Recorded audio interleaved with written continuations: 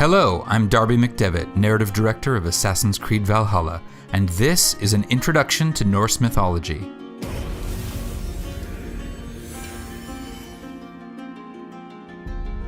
Assassin's Creed Valhalla takes place in an era that marks the gradual transition from the pagan religions of old Europe to modern Christianity. In England, where most of our story is set, the Christian faith has recently gained a firm foothold, but there are still many pagan religions flourishing.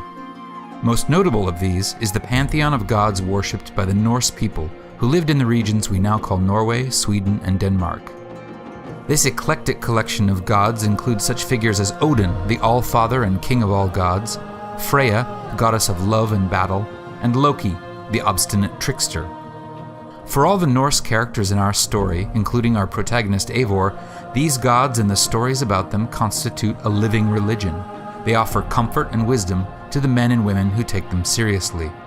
But these were not gods who offered revelation or promised salvation. Similar to the Greco-Roman gods, the Norse gods were not paragons of virtue, nor were they beings to which anyone should aspire, for they were as changeable as the seasons and as unpredictable as the weather. In the Norse conception of reality, the world was broken up into 9 realms, with Asgard being the home of the most important gods. Accessed by a bridge of light known as the Bifrost, Asgard was the site of Odin's Hall of Slain Champions, called Valhall, or Valhalla. This was the final resting place of all warriors who died bravely in battle, weapon in hand, and whose reward it was to remain at Odin's side, drinking and warring until the coming of Ragnarok, the battle at the end of time. As one might expect from a people who valued courage and honor, the Norse approached their gods somewhat bluntly.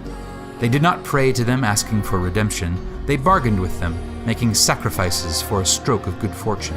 Where virtue and sin and redemption are hallmarks of the Christian faith, for the Norse sensibility, ideas like honor and reputation held much greater sway.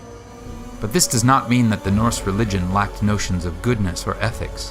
Through sources like the Poetic Edda, we can find, amid tales of debauchery, deceit, and cruelty, passages of great beauty and common sense. In a poem called the Havamal, ostensibly written by Odin himself, we find this verse: "The unwise man lies awake all night, pondering everything over and over, and when morning comes, his mind is weary, and his burdens have not yet lifted." Wise words from the All-Father, so do as he says and stop your worrying. Get a good night's sleep and rise refreshed, for the gates to Valhalla will soon be open.